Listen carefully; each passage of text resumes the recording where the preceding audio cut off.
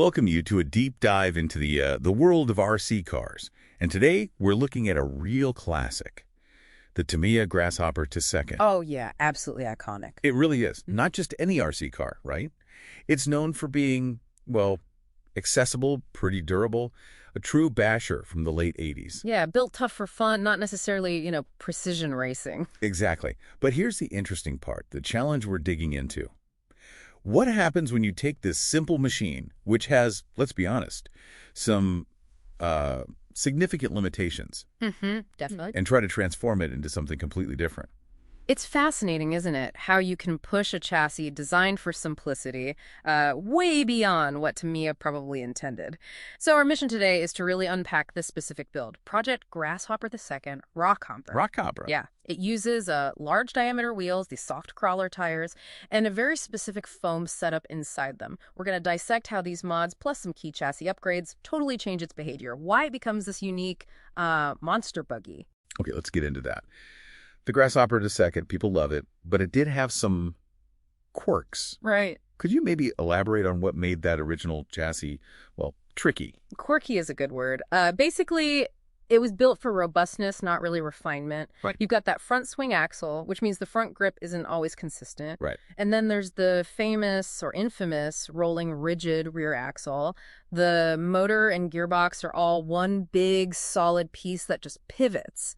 And the problem is when you hit the throttle, that whole assembly kind of lifts up. People call it gearbox slap or flop. Oh, okay. It basically locks up the rear suspension just when you need it most, over bumps. So it skips, loses traction. It was like trying to control a pogo stick sometimes. Yeah. Not exactly stable. Yeah, I've definitely heard people describe it as tippy, especially if they tried putting in a stronger motor, like the common 540 upgrade. What was going on there? Exactly. That 540 motor just makes that flop worse. Way worse. The car lifts that inside rear wheel in a turn. The front grip is already kind of vague. And over it goes. And the higher center of gravity just sends it tumbling. Yeah. Constant rollovers, turning, braking sometimes. It was a handful. So Project Rockhopper, how does it start fixing these sort of core problems? You can't just put new tires on, I assume. Oh, absolutely not. No. The foundation is key. The build assumes you've already got CVA oil shocks, which is a common upgrade. Okay. But crucially, it uses an aftermarket Ampro gearbox brace. That little part is vital. It physically stops that gearbox slap. Ah, so the shocks can finally work properly. Precisely. Yeah. It lets the rear CVAs actually do their job, transforms that bouncy rear into real working suspension. It really shows, effective suspension needs freedom, not rigidity caused by the motor torque. Okay, that makes sense. So brace installed, suspension working better.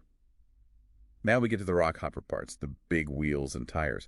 Moving from stock buggy wheels to, Tamiya Hornet large diameter wheels and rock block crawler tires. That looks like a huge change. It's a massive visual change, yeah, and functional too. Those Hornet wheels let you fit much bigger tires, 94mm diameter rock blocks. They're soft, compound, tall sidewalls. Great ground clearance for off-road, obviously. But you're right to ask about tippiness. Yeah, wouldn't that make it more prone to rolling with the higher center of gravity? It does raise the center of gravity, yes. Yeah. And the soft compound gives amazing mechanical grip on loose stuff, dirt, grass. It just hooks up. Yeah. But take it on pavement, high grip. Oh. Traction roll becomes a real risk. The tire grips so well, it just wants to flip the car sideways because of that higher cog. Okay, so that leads us to the foams. You mentioned a strategic foam setup. It's not just the tires, but what's inside them. What's the secret there? Exactly. This is clever. It uses a staggered foam setup. Hard density foam in the front tires, medium density in the rear. Hard in front, medium rear. Yeah. The hard front foams give lateral support. They stop those tall front tire sidewalls from just folding over when you steer.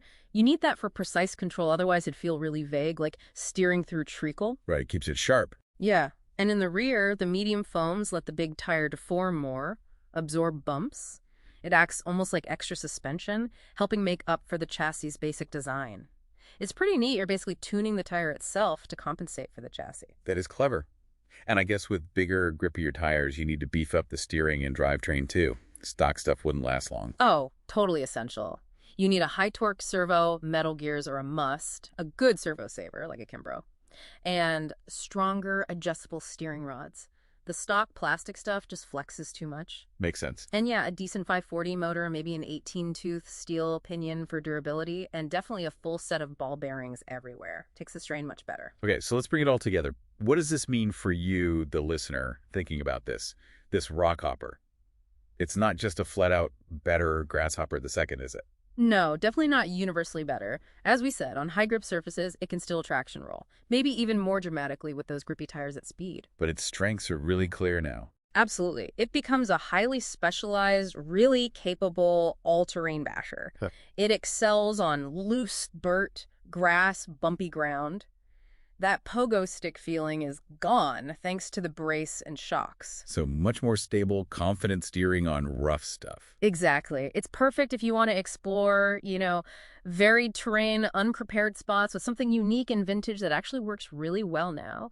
It just shows, with smart targeted engineering, you can creatively get around even fundamental design limits to unlock totally new performance. Which does raise a cool question for you, the enthusiast listening. How much further could you actually push this kind of transformation? Oh, there's always more tuning. You could try simple things like punching tiny holes in the tires, tire venting to tweak how they compress and rebound.